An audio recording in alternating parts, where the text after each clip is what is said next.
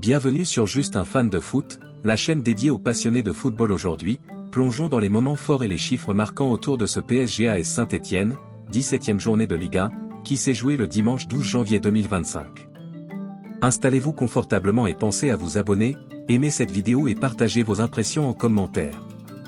1. La domination parisienne, des chiffres impressionnants. Une défaite seulement en 45 matchs de Ligue 1 pour le Paris Saint-Germain. Le club de la capitale continue d'écraser la concurrence sous la houlette de Luis Enrique. Depuis son arrivée, Paris n'a perdu que 2 matchs officiels contre des clubs français. Une dynamique impressionnante, et ce succès face à Saint-Étienne confirme leur suprématie. Saint-Étienne, de son côté, peine au Parc des Princes. Les Verts n'y ont gagné que 2 fois en 45 rencontres officielles, un chiffre qui illustre la difficulté historique des Stéphanois face à Paris à l'extérieur.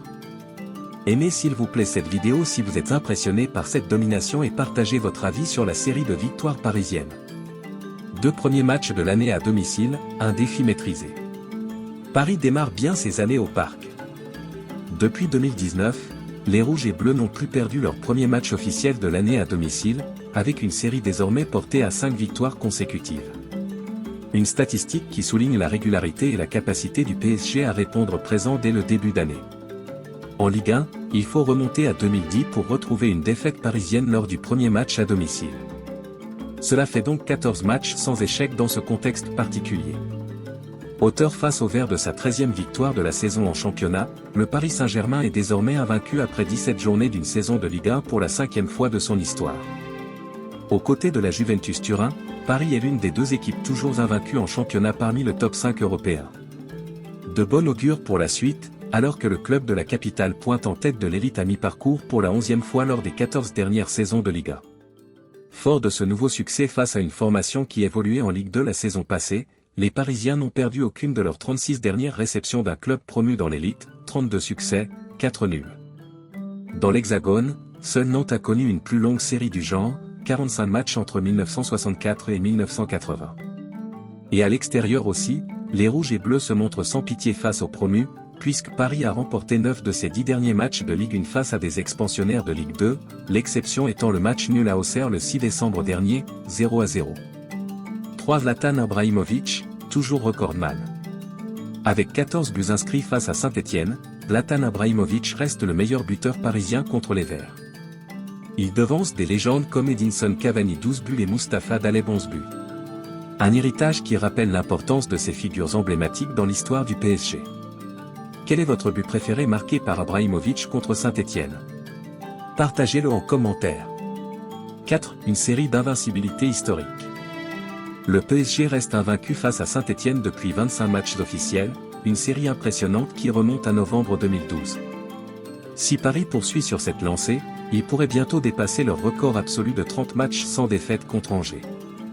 Cette solidité s'exprime aussi dans les confrontations globales. Sur 91 matchs officiels, Paris affiche un bilan largement favorable avec 51 victoires, 27 nuls et seulement 13 défaites. 5. Gianluigi Donnarumma, une muraille décisive. Titularisé dans les cages parisiennes, Donnarumma a encore prouvé pourquoi il est l'un des meilleurs gardiens du monde. Dès la première minute, il s'est imposé face à une frappe dangereuse de Zuriko Davitashvili, permettant à son équipe de ne pas concéder un but d'entrée. Son sang-froid et sa présence ont été déterminants tout au long de la rencontre. Bien que Saint-Étienne ait réduit l'écart sur un coup franc direct dont sa responsabilité est assez claire par rapport au positionnement du mur, Donnarumma a maintenu la sérénité derrière sa défense pour assurer la victoire parisienne. Que pensez-vous de la performance de Donnarumma dans ce match? Laissez votre avis en commentaire. 6. Bradley Barcola et Ousmane Dembélé en feu. Dembouz a été l'homme du match avec un doublé impressionnant. Il ouvre le score à la 13e minute d'un superbe rush solitaire avant de transformer un penalty à la 23e minute. Une performance qui a mis Paris sur la voie du succès. Bradley Barcola, de son côté, a été un véritable poison pour la défense stéphanoise. Ses dribbles et percées incessantes ont mis Denny Appiah sous pression tout au long de la rencontre. Bien que son but ait été refusé pour une faute légère, il a montré qu'il était un atout offensif majeur pour le PSG. Il ne lui manque que de retrouver le chemin des filets, c'est tout le mal que je lui souhaite. D'ailleurs j'aurais laissé Barcola terminer le match ainsi que Gonzalo Ramos si j'étais à la place du coach. 7. Achraf Hakimi, le cap des 100 matchs. Ce match était spécial pour Achraf Hakimi, qui a joué son 100e match en Ligue 1. Solide en défense et toujours prêt à apporter en attaque, il a honoré cette étape importante avec une performance pleine d'engagement. En ce qui me concerne, je pense que c'est le meilleur Parisien à ce stade de la saison. Je lui souhaite de garder cette forme jusqu'à la fin du championnat. Félicitez s'il vous plaît Hakimi pour ce cap symbolique en commentaire. 8. Un match riche en enseignements. Malgré une tentative de retour des Stéphanois, les Parisiens ont su contrôler le match et sécuriser une victoire importante pour maintenir leur avance de 7 points sur Marseille en tête du championnat. Ce succès confirme que Paris est bien parti pour une nouvelle saison exceptionnelle. Luis Enrique, on a mérité la victoire. L'entraîneur du Paris Saint-Germain et Gianluigi Donnarumma sont revenus sur ce match. Luis Enrique. Je suis très content. C'était le premier match de l'année au Parc des Princes et j'en suis content. Je pense qu'on a bien joué et on a mérité la victoire. C'est important pour nous d'avoir Ousmane et en ce moment, il a de l'efficacité face au but. Mais je pense que tous ensemble, en tant qu'équipe, nous devons nous améliorer. Aujourd'hui, c'est Ousmane Dembélé qui a été le joueur qui a marqué les buts. Et peut-être que dans 3 jours ce sera Gonçalo, Barcola ou Désiré. Je ne sais pas. Mais c'est important d'avoir cette mentalité.